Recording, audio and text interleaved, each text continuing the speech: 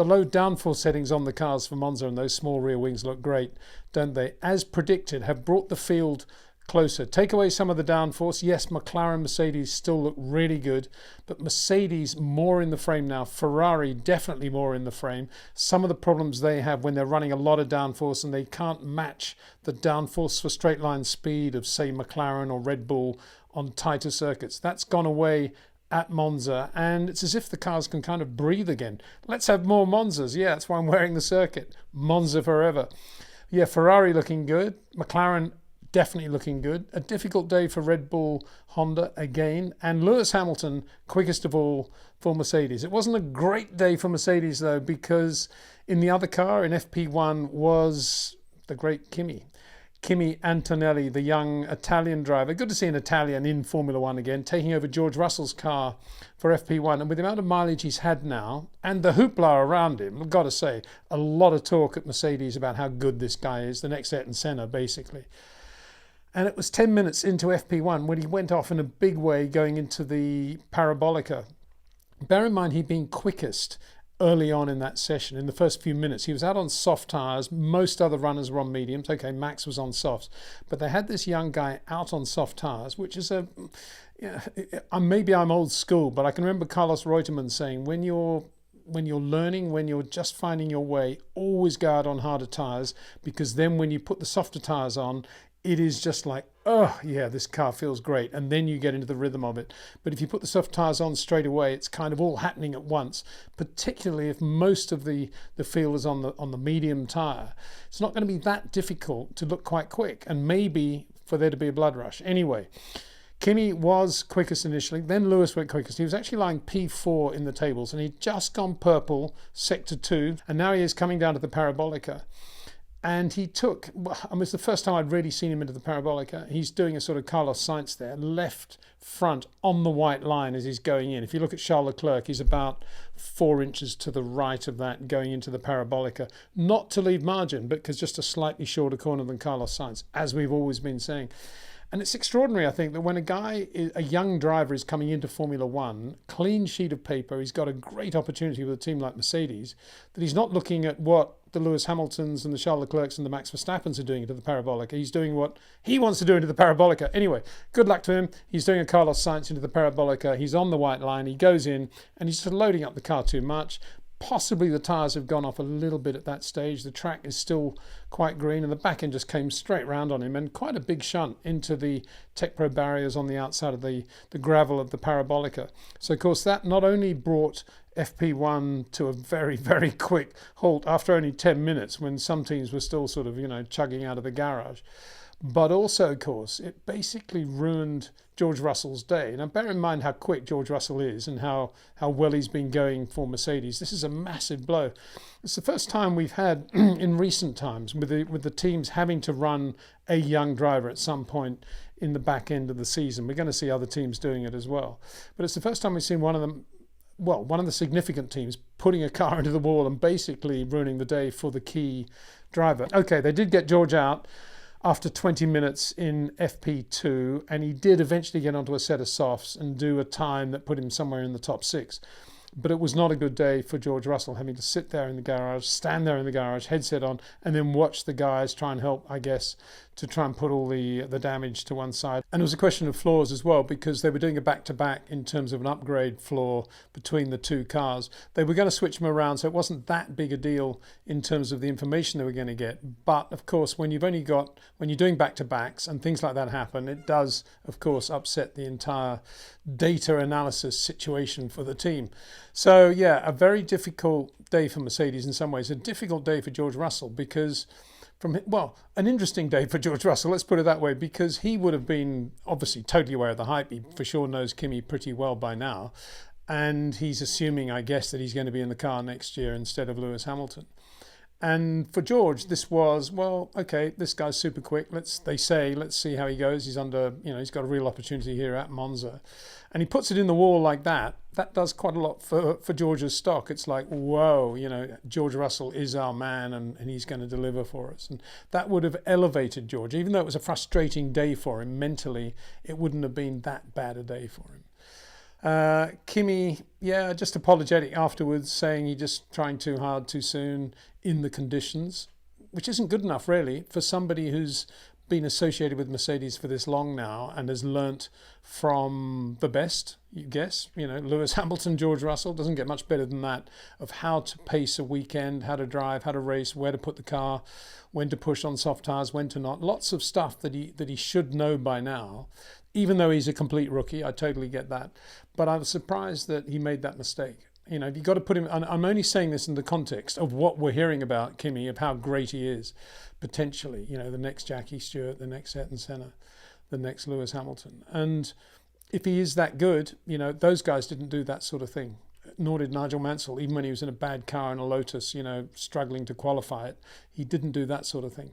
So, yeah, it'd be interesting to see where Kimi goes now from that. I'm sure Mercedes will give him a lot more opportunities because they just love him, and I don't think this will have blemished his image in their minds at all. But it was a big thing, really, to do that in front of the Italian crowd as well.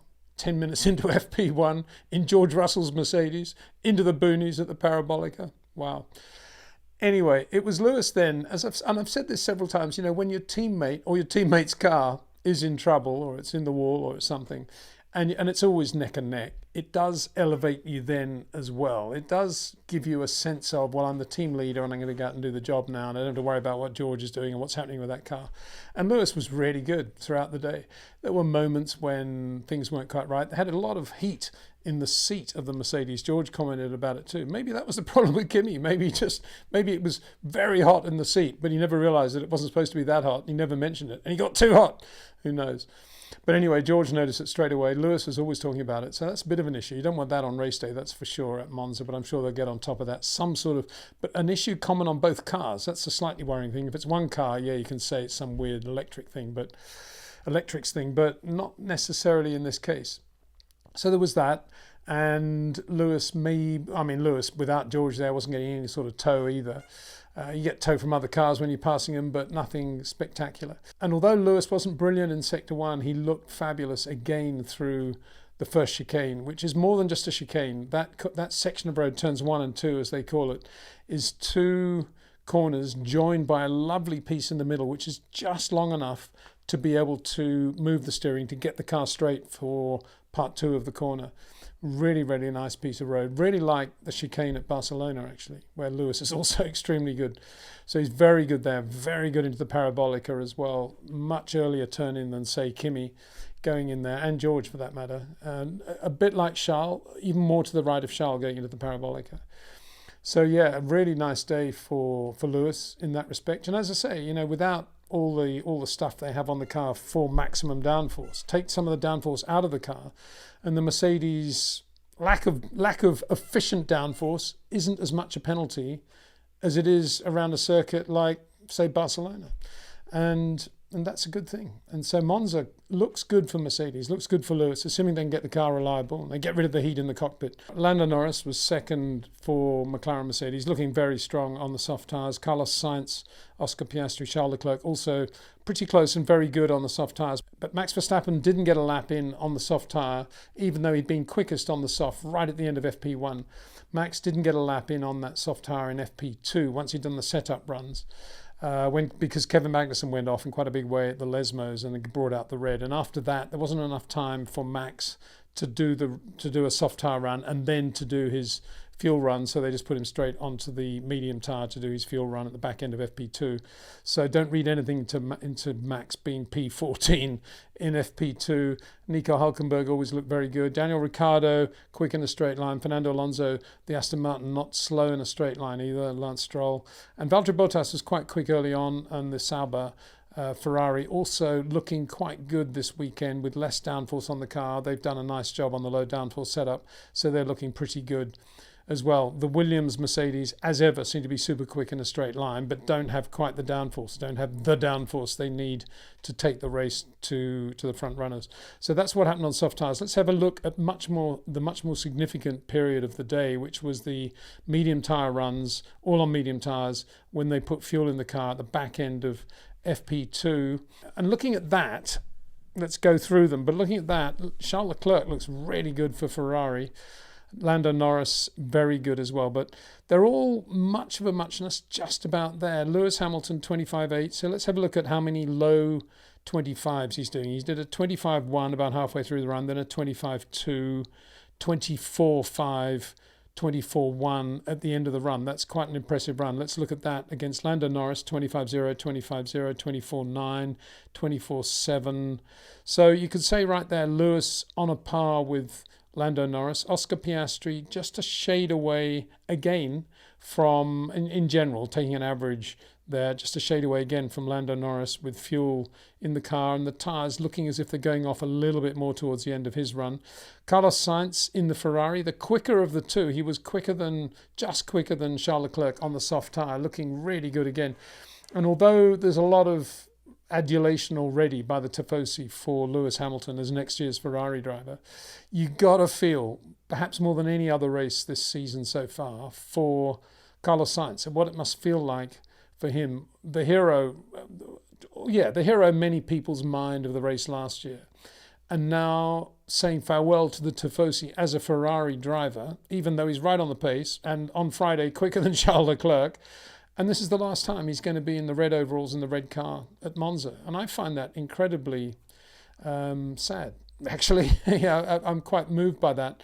And I feel very bad for Carlos. I think, people, he's going to Williams, the start of a new career. But, it's not the same thing. And I really feel for Carlos. And he's driving well, driving beautifully, as ever. Very different looking helmet this weekend, by the way. Charles Leclerc did the longer of the two runs on the soft tyre. Let's look at his runs then, starting with a 24.6. Wow, that's very quick out of the box. 25.0, 25.1, 25.1, 25.0. Very good. When you see an abnormally slow lap, that's probably traffic at this stage of FP2. 25.6, 25.7.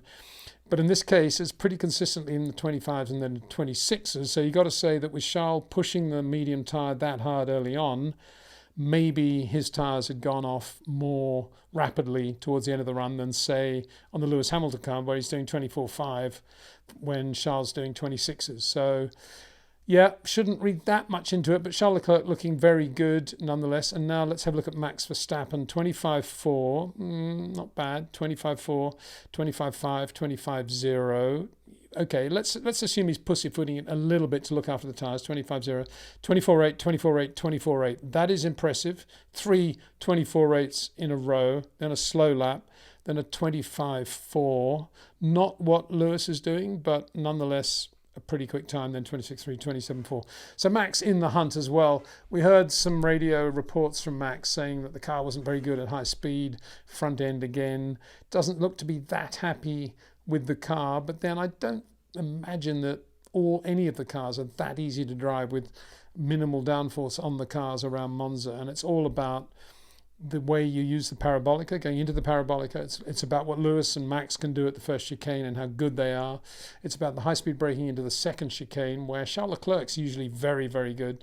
And of course, it's about the Lesmos and the Ascari, which are three great corners in Formula One. The two Lesmos, not as quick as they used to be, but all these drivers here looking really good through there. But that's again where a Charles or a Max or a Lewis are going to be able perhaps to pull out a tenth or two tomorrow. I should include Lando in that as well, because he's so confident in the McLaren at the moment. And the McLaren looking very good. Looks like the car with the biggest sweet spot. That's just my observation, looking at the way the cars are going into the parabolica, into the first chicane, what they can do with the cars there. The McLaren looks to be the car again with offering the most with which the drivers can play, and that's always a big thing when it comes to time management in the race. Debut performance for Franco Colapinto in the Williams. Lots of sponsors suddenly coming out of Argentina behind Franco Colapinto, so good for him. That's the energy that this young driver is bringing to the team. Alex Albon 21.5, Franco Colapinto 21.7. That's pretty good. We've seen Logan Sargent being that near to Alexander on occasions in FP1, so shouldn't read that much into it, but a very good first day for Franco Colapinto, no doubt about that. And he would have seen what happened to Kimi very early on in FP1, and I'm sure at that moment he would have said to himself, job for the day is to bring this car home in one piece, which he did. Nico Hülkenberg, P7, just behind George Russell in the Haas Ferrari. Isn't he driving well this year? Really good. This is only Friday, of course. Daniel Ricciardo, back at a circuit he loves. 2021 Italian Grand Prix winner in the Visa Cash App, P8.